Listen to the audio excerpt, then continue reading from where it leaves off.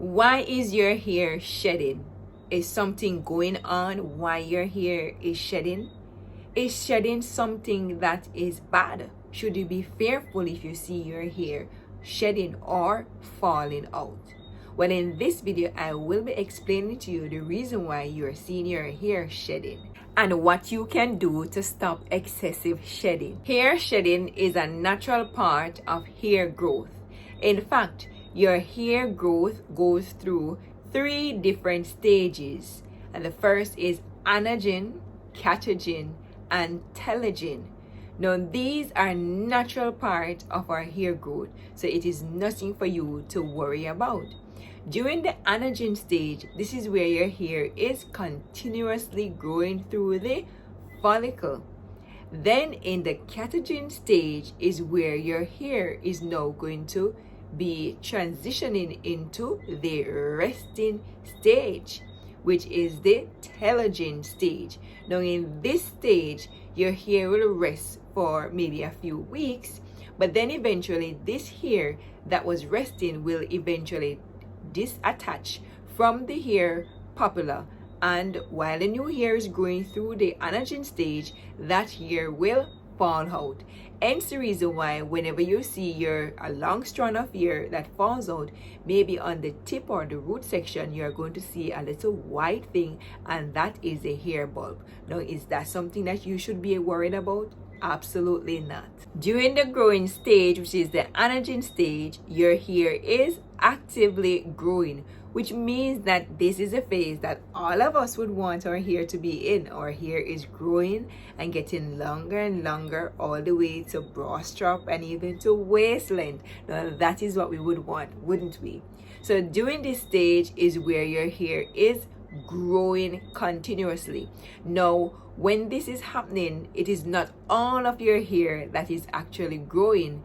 Different section of your hair is going through different stages. So when one section is growing, perhaps another section is transitioning, and perhaps another section is resting.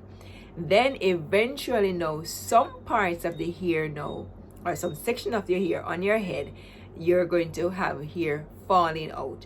Now when you comb your hair, that is when you're going to see some of your hair falling out. So when you look on the floor, you're going to see some long hair. And I'm emphasizing long hair because usually it is going to be long. Now, while you're washing your hair on your wash day, you are going to see some of this hair also coming out. And of course, we are going to stop that from going into our bathtub because we don't want it to get clogged up. Now, on our wash day, we are going to see some of this hair falling out while we are washing our hair, and that is normal. As I mentioned earlier, this stage, or the falling out stage, it is going to occur at different stages. Now, you might be wondering, should I see hair falling or shedding every day? Yes, you are going to see hair shedding every day because different section of your hair is shedding at different times. So say for example, you comb your hair today, you are going to see some amount of hair shedding. You comb your hair tomorrow, you are going to see some amount of hair shedding. And so it is normal to see hair shedding every day. Now some person might be concerned, if they're seeing their hair shedding, then they're wondering, will there be any hair on my head?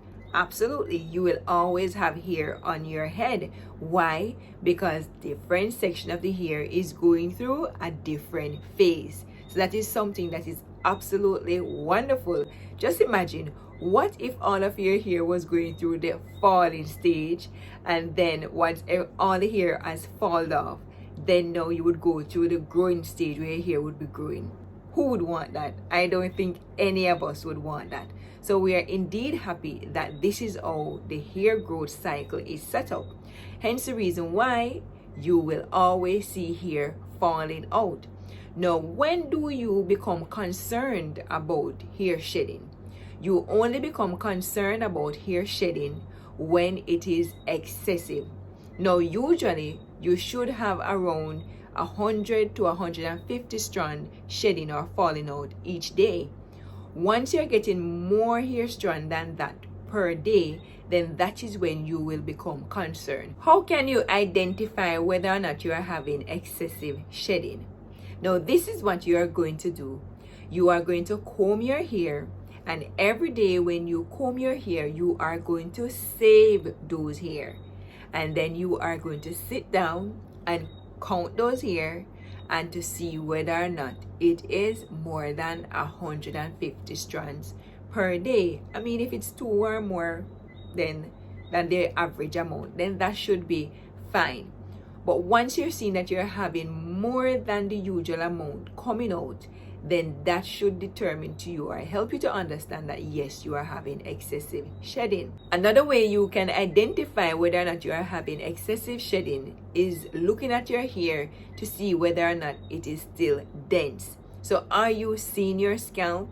So previously, maybe some time ago, you weren't able to see your scalp, but now you're seeing your scalp. Now that could tell you that you are having excessive shedding.